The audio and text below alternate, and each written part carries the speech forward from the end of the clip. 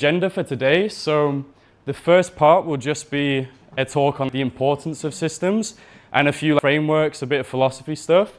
And then I'm going to do a quick demo of actually building something in Notion and showing how to do that with Claude as well. And then finally, I've prepared quite a few resources based on, I looked at your guys' forms, your transcripts and stuff like that, and to see the needs of people in here. And I've created 5 templates which you can just copy and start using for a few different things. So before we start, it would be great to figure out a bit more about who's in the room. So it would be great if you could go to menti.com and then just type in this code. And I'll just put the code back up. So 6190-9207. I'll go back to it. And in terms of these different categories, it's more like creator first, you don't necessarily have a monetization strategy. And then creator and audience monetization is more like digital products or brand deals. The niche offer is more like if you're doing coaching on the back of it or building a brand. And then business first, maybe you're a SaaS owner, but you're creating content to try and attract clients. So quite a lot of business first people here, which is really interesting. Has everybody had a chance to respond? Awesome. I'm going to go to the next question. So, do you work solo or part of a team? Awesome. So, part of the reason I'm asking these as well is based on whether you're in a team or solo, you might need different systems, because if you've got a team, you probably want to create something collaborative, which is where Notion's really good, because if you have editors, a VA, you can invite them to your content dashboard and get them to change the status of tasks when they're editing them, etc. Whereas if you're a solopreneur, you can probably build most things for yourself just with Claude and just go fast. But Notion's really good if you've got a team. And then the next one, this is just like the main current monetization method. So what are you currently doing? And then the final slide is what's your goal if that one's different. It might be the same. So community, coaching, quite a spread. Everyone's quite different. This is why cookie cutter templates don't always work, because you have unique business needs, you have your own business model, your own objectives. So you have to try and build a system that fits what you're actually doing and something that you can actually stick to, something that's simple for you as well. But that's crazy. We have at least one person in every single category. And then this is more or less the same question, but just in case it's starting to change or you're going into a new goal monetization method. I think there's an extra one in coaching. A few people, less people in digital products and courses, and people obviously wanting to monetize, so more community. Awesome. I think that's more or less everybody's response, so I'll go back to the presentation. So before this, I did do a bit of research, and I looked at some of the intake forms that Alex shared, and these were kind of identified as quite a few of the common things that people are avoiding. So planning content in advance, more just like reactively posting it, launching things that are already built. So some people have already built programs, offers, courses, and they're maybe scared to actually post them. And then, of course, getting on camera consistently. And for a couple people, not hiring and delegating. And one of the things with that, people being maybe perfectionists, they're not willing to give up control. But to scale, it can be really good to get a couple of people on board. And then some people don't like systems as well because they can feel boring or tedious to maintain. And it can just feel like you're going away at the computer, but you're not getting stuff done. So these were some of the blockers. And there are definitely ways that most of this stuff can be helped with systems.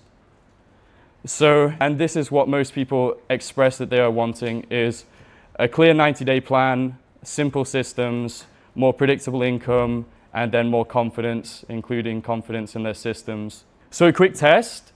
This is just a bit of a philosophy part, but if you stop working today, would your business stop making money? And if the answer is yes, that's completely normal, but it means that you haven't built a business yet and you've built a job that you can't quit, because it's dependent on your time and energy every day for you to show up at 100% for you to bring in any money. And the goal with a business should be gradually to be able to generate value without you always being there doing the one who is doing all the hard work every day. And that's part of the importance of systems, is that they can show up for you even when you don't show up or you're ill. So there are two types of entrepreneurs. Full credit to Chris, by the way. Chris came up with this concept of the hustler and the systemizer. But the hustler is most people. It's the person who creates a job that they can never quit. Their revenue is tied directly to their hours. If they take a week off or they get sick, everything's going to fall apart, and they can feel a little bit trapped inside their business. Some people have grown successful businesses just hustling their way there, but there's definitely a better way to do it, and that's by being a systemizer, which is starting to build systems and processes that sometimes run without you, or at least empower you to be able to do things quicker. And yeah, you want things to be tied to your processes and not having to show up all the time. And this is the best question to ask yourself whenever you're doing a piece of work, is like, what system can do this for me instead of me doing this every day? And yeah, what a system actually is, it's just a decision that you've made once, written down, so you never have to make that same decision again. Because every time you do a similar task, but you don't have a system for it, you don't have any instructions or guide, you're paying a cognitive tax because you're having to extra think, burn energy, and it should have already been decided in part how you're going to structure that work and task if you're doing it repetitively. And then this is just an example to say like the hidden cost of no systems. So say you value your time at $100 an hour, say you're a coach and that's sort of what you value your most productive hours at, but then you're spending 20 hours a week doing these really small repetitive tasks like updating sheets or losing track of information and not having a good system, then you're actually paying for the opportunity cost of that, which obviously everybody's numbers are a bit different, but this is just to give an example that there's a lot of lost revenue on the table if you're spending your time in the weeds, doing some of the nitty-gritty stuff, redoing things. And this is my favorite acronym ever. It's probably the best thing on the whole PowerPoint, but SYSTEM stands for save yourself, time, energy, and money. That's all it is. And it's like you want to invest in your systems so that in the future, you get more time, energy, and money back. And this is just an example about a business that everybody knows. So McDonald's is obviously an incredibly successful business, but they're not successful because they have world-class burger flippers and the best chefs in the world, and they don't rely on creative genius.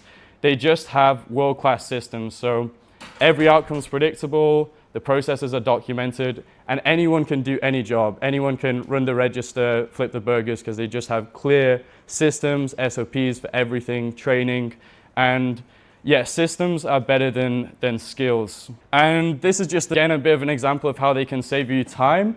Just saying that over time, it really starts to compound because you get extra free time by having good systems in place. And that just means that you're going to save more and more time.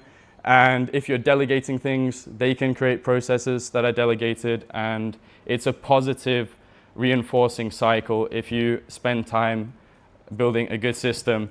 And then this is a really important framework called the EAD framework. And this is just about how you try and get some of your energy back through systems and making decisions. So the E stands for eliminate. And this is the first thing you should do with your tasks is have a look at everything you're doing. And if it's not actually moving the needle, maybe you get caught up in, I don't know, like sending LinkedIn connects or something that's not actually really going to move the needle, but you feel like you do it because it's busy work. You really want to try and eliminate that straight away. And then the next stage that you go to, if it is important, but you can't eliminate it, is to see if you can build an automation or a system to do it. So can Claude do this if it's a research task? Or can AI handle this part of my process?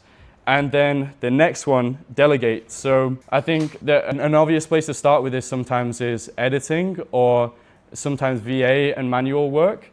If somebody else can do it 80% as good as you, it really doesn't require what you're truly gifted at and your gifted genius, then it's a really good idea to start delegating it. And then finally, you should only be doing things if it really needs you and it's going to give you energy back. And this bucket should be small and focused. So what are the things that you really need to do, like maybe the sales calls or the content creation itself? what are your highest leverage tasks and how can you spend as much time in this bucket as possible and get rid of the other stuff that's on your plate. Even just in Bali, in terms of life design, a lot of people eliminate things by you get your laundry done for you, you order in your food, and this gives you time back to focus on your business or whatever's most important, but how can you systemize your life using that? And the default thing is everybody just goes to do, they just go at the task list, everything they need to do and try and do everything themselves. But elimination gives you a lot of energy back, automation gives you time back, and delegation gives you leverage back. And this is more or less the same slide as before, but it's just saying kill things that don't move the needle, try and build AI, set it up once, and then hand it off if you can find somebody to do the task for you, and just do it if it requires your unique skills. This is an example about how you can start building a system. I think this is most relevant for people in the agency space, but you don't always have to do something really complicated to create an SOP or something that somebody else can follow to start doing the task for you.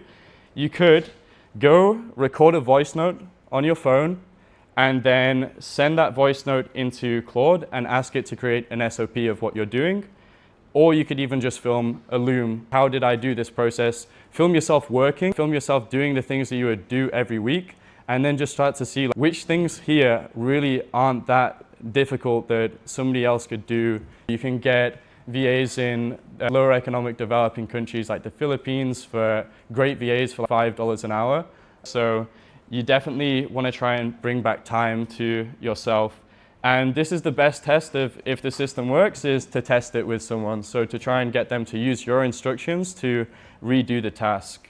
And these are some more steps to a self-operating business, which is a great thing to try and strive for. So automation is handling routine work.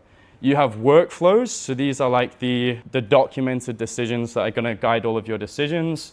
And then systems. So you want everything written down in a company brain or a personal brain where you store all of the information about your business. So that could be your brand, like your ICP, the strategy documents. It could be SOPs on how you do things, how do you plan your content. Try and get as much of it written down as possible so that you can make it easier to perform each week, and also so that you can think about how to delegate or automate it.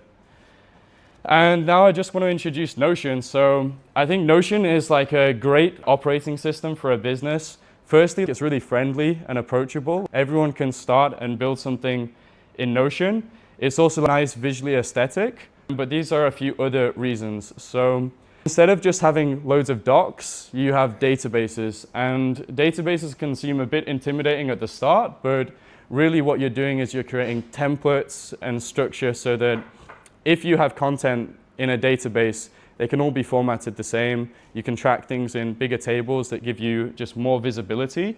And you can also connect the databases together, which is what makes Notion super powerful. And then infinite views. So I'll go into this a bit, but the way that Notion is structured is you have your backend databases. Most people have the same thing, like databases and views as one. But really, you should have databases at the back, which is just like one big table, and then views on the front.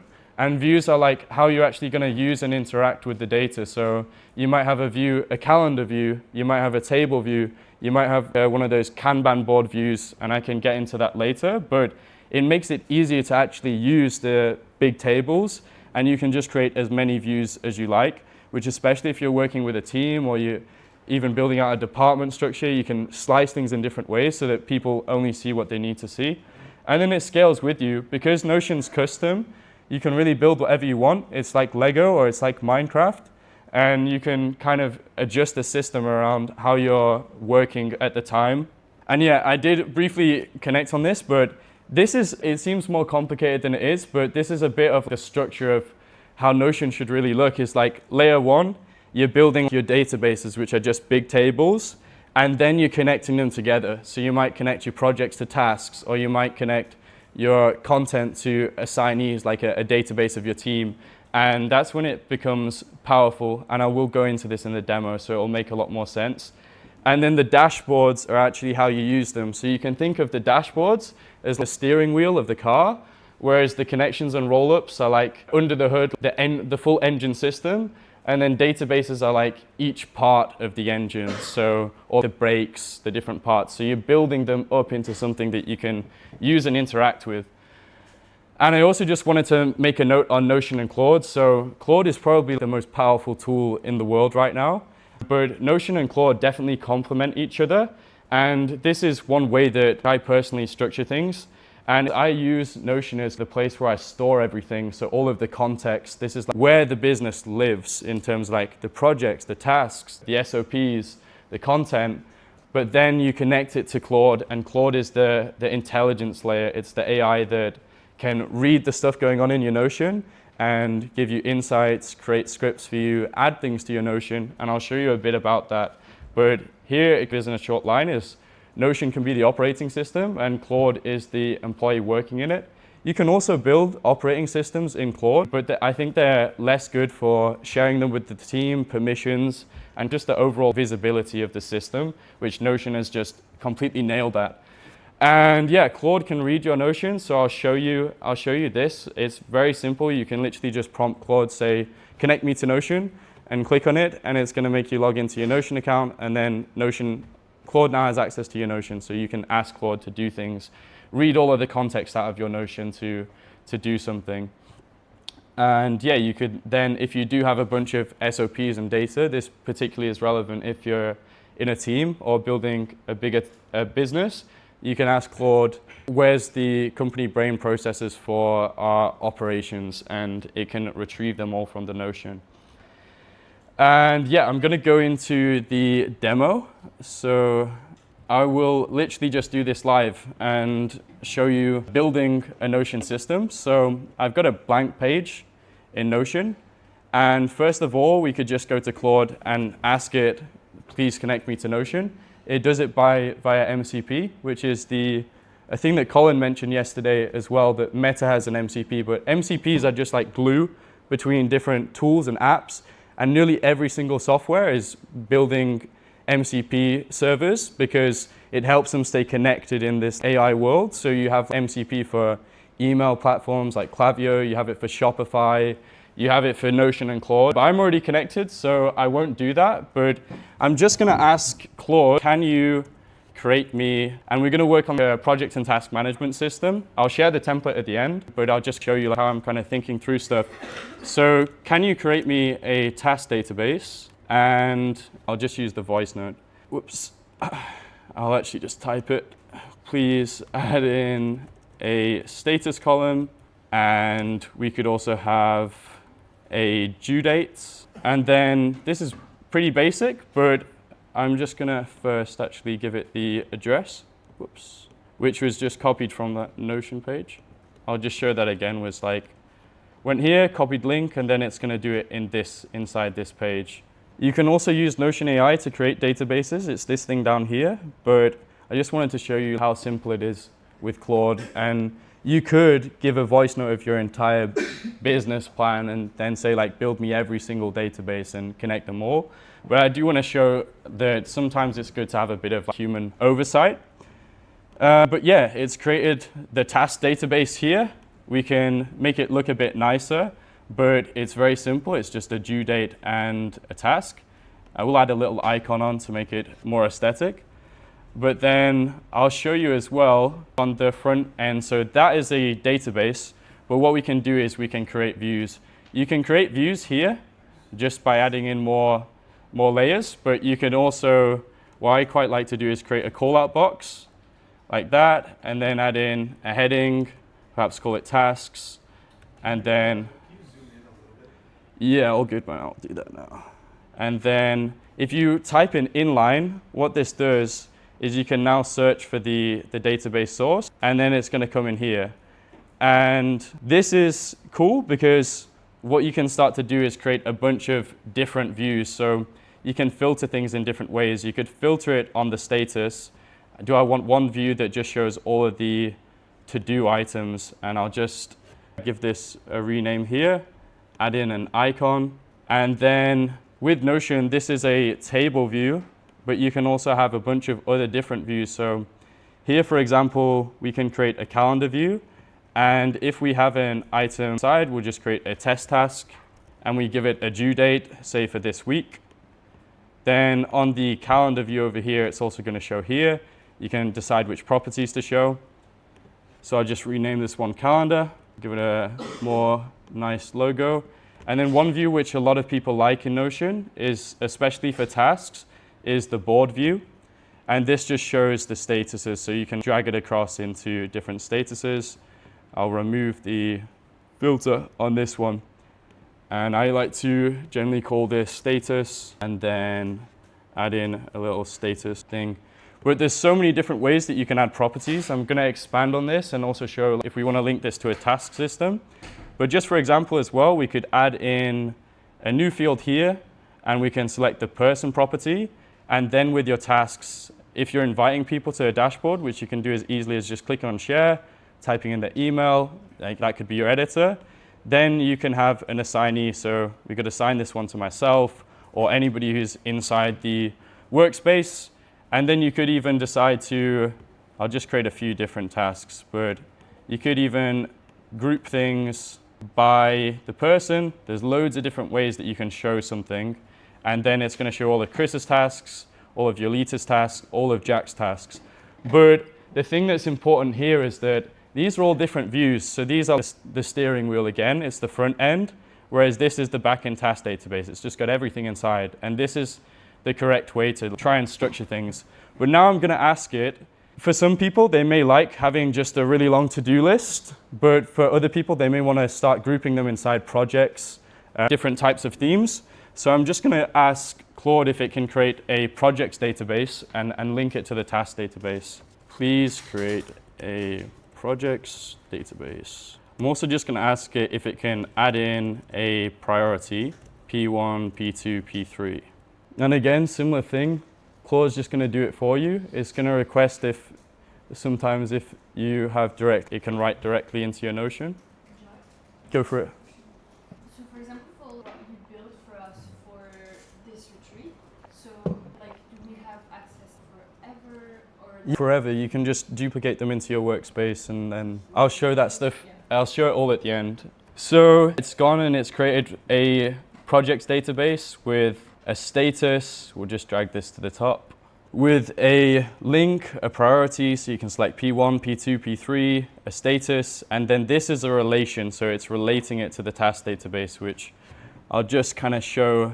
This is where things become really cool, and then I'm going to delete this property and just do it all in one. But we'll just create a test project again, and we'll put this as a high priority project, and we'll put inside some of the test tasks and give it a timeline of today, and then you can select an end date, and we'll go to our front end again and create some nicer views of the project. So I like to again do things in call out boxes and then add in quick line with hyphens, link it to the projects database. So you just link and then project database. I'm also going to change the logo, make it a bit more nice to look at. And one of the best views for projects, which people quite like, is the gallery view. So I'm going to gallery view this. I'm going to remove the card preview, and then I'm going to put on show all the properties. And this will be created at the end, but this is just to give a demo of how easy things can be. So I'm just going to call this one projects. And again, we can create loads and loads of different views for these. So you could have like a Kanban view. I'll just quickly show that one again. The board view, where you're grouping the projects by status. But then inside the project, you can now see the tasks that are linked to it. We can make this look nicer as well. But now everything is grouped by the project. And on the original task database, you can now see project. We could even create a view that is grouped by project.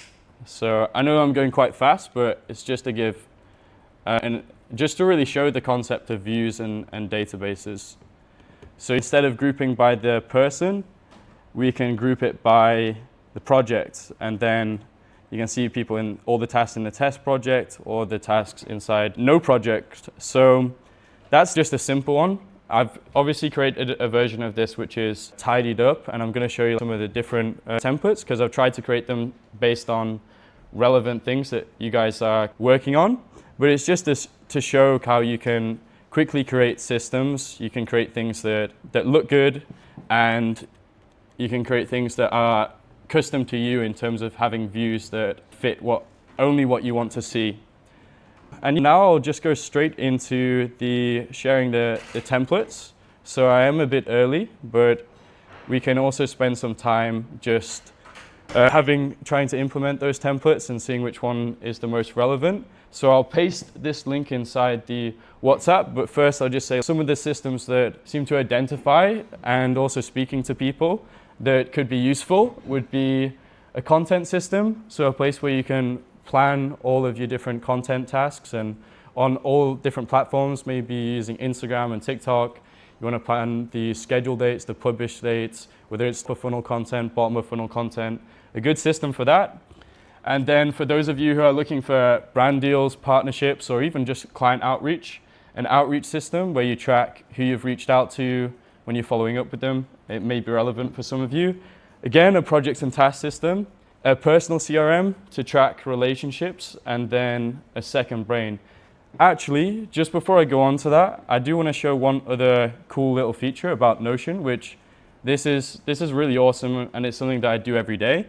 So you can actually get an app called Notion Calendar, and you can see this is my whole calendar, and I've got tasks in here which are actually from Notion. So my session on systems, I can put that as done, but what you can do is you can connect your Notion account to your calendar as well as all of your Google emails, whatever, and then you can add the task to your calendar. So if I look for the task database that we just created today, I can just look for that here, and then that test task, which was something that we created, you can just drag it down into your calendar and then block out some time for it. So this is really powerful for me. And there are other tools that you can use, like Motion. I think like Motion, which organizes your calendar for you. But for me, I like to block things into different tasks. So I have like client projects and stuff.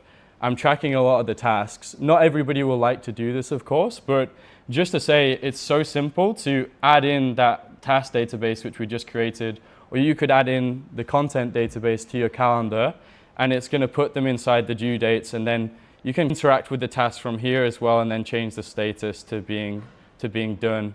So this is a really useful feature, and again, all you have to do is come down here, and you'll have to connect your Notion account. It'll only take a minute or so, and then you just want to add Notion database and look for the Notion database. And going to the systems, I think I'll need to quickly grab my phone, but I'll just give you a little bit of an overview of some of the systems. Probably the main three ones are these top ones, especially the content system. So again, there are loads of views. You can delete ones as well, which you don't find as useful, but it can be good for not context switching and being overwhelmed by seeing so many things at once. But you can just create a content piece here. You can link it to the platforms. Again, you could delete a couple of the platforms, but say this is an Instagram and TikTok post. It starts off with the content status of being an idea, and then you can bring it into idea approved, whether you're scripting the content, filming the content, editing, and then when it's scheduled and published. We've also added in a category for the funnel stage, so just based on Alex's workshop, you could tag the content with, is this expand content, etc. And you could even put in the Google Drive. Say you're storing a bunch of like assets in your Google Drive, you could just have that there. And based on the due date, it's also going to tell you if this project's overdue. So if I put this in publish date 2 days ago, it's going to show 2 days overdue. And if I go to the overdue tab, that is going to say here. So this can be a good way of getting on top of things. And again, yeah, I'll show you, like if I move this to scripting, then if we go to this scripting one, it's going to show up here. Filming, you can see everything that you still need to film. Editing, again, you could share this with an editor if you're working with one. And you can really just track the status of everything that's gone. And down here are some calendar views, and they're just divided by platform. So again, if you're not using Twitter, you could just delete the view. You don't need to keep everything, but you could see, what the pieces that we selected, Instagram and TikTok, they're there on the calendar, and you can try and get ahead of things. The other thing to mention is you could ask Claude to add these tasks in for you. So you could go send a voice note saying like, I want to work on this piece of content, this one, please can you add them all to the task database? 90% of the time it will add them all in fine, and then they'll just be in this, here you can have all your content pieces and you can try and track them throughout the week. I'll just caveat this with, I'm in for Reed and Jake's presentation, and Reed, was out his content without having loads and loads of days of content planned in advance. So you can sometimes get away with not having systems, especially if you know that you're the sort of person who can show up daily regardless of the systems. But for most people, it's useful to be able to track things. And you can also hold yourself accountable by seeing, well, look, how many have I actually, to do all of these ideas, but nothing's in the completed category. Can I, sort of start to see your progress? And then, an CRM, this is just, you type in company, contact name, email, and then you just want to pop in the first date that you sent them a message, and it's going to create these things to say, this is based on a quick formula that says to add 5 days, but it's just generally saying you want to follow up with this person, and these are loads of different tabs again which show them, but follow up this person after 5 days. And there's also an outcome column where you can just put in, we'll keep in mind whether it was positive or declined. So this could be for people you're trying to reach out to for brand deals. And again, you can really track volume, because some things are a volume game. And if you've got them in a system, you can really see what's going on. But you'll be able to duplicate these all in a second. And then very quickly, I'll just show the project and task management system. So this is just a slightly tidied up version of what we built in the demo. And you got all the projects active by person, and then tasks down here as well. And also if you click inside the projects, I've added a quick view where you can click and see the tasks inside. So it can be a good way to keep organized. You got to remember though that with systems, you want them to work for you. If it doesn't work for you, then you need to create a new system.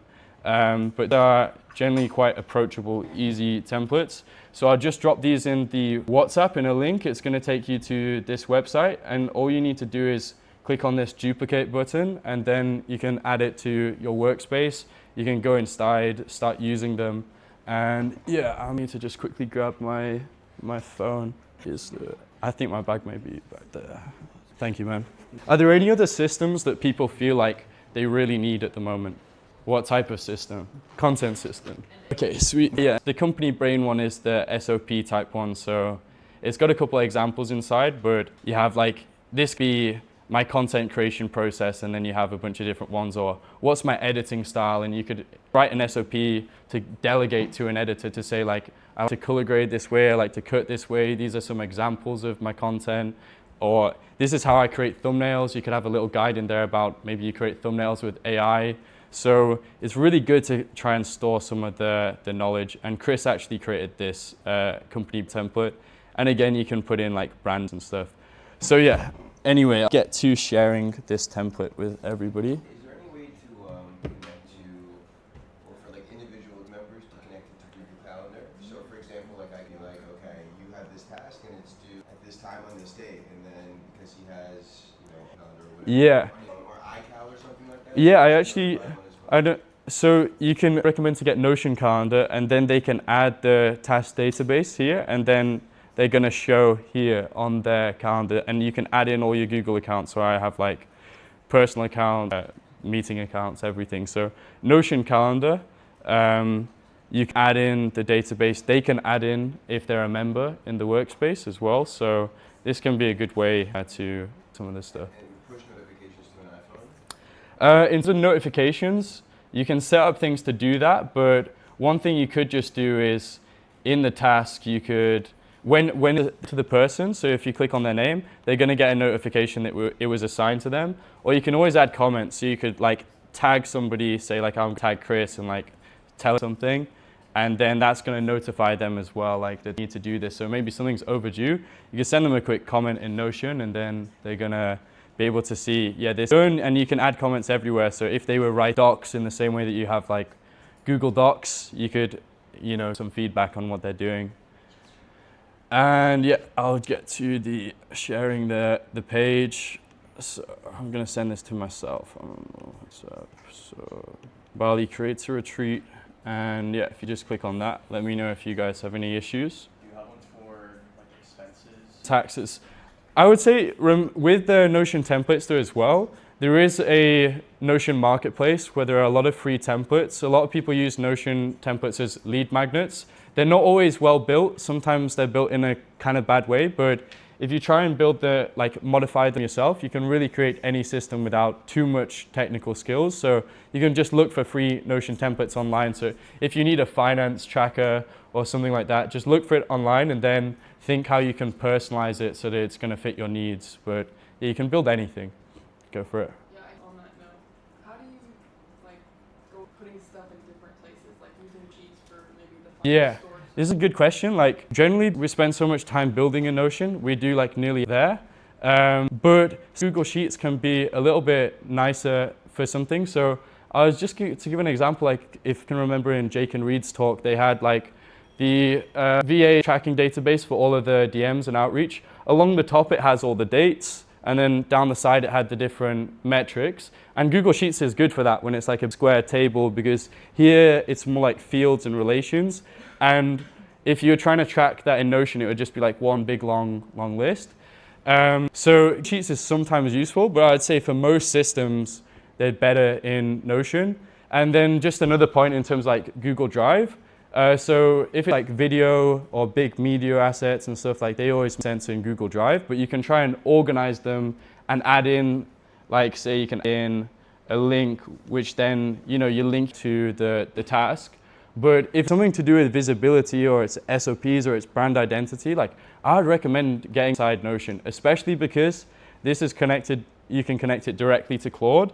You can ask it questions about based on everything about my business in the Notion, help me complete this task. But it's not about the tool as well, it's about the system. So tools could build a great system in something like ClickUp as well. It's a bit complicated, people have personal preferences, but I would say generally Notion's got over 100 million users, it's growing and growing. It's creating great partnerships with companies like Claude. It's only going to get better. They're adding out more features all the time, like Notion agents, the AI, more automations. So it's Notion's really tool to bet on and spend something. Marcel? Do you use Notion agents right now? And if so, what are your workflows? So we use Notion agents for a few different things.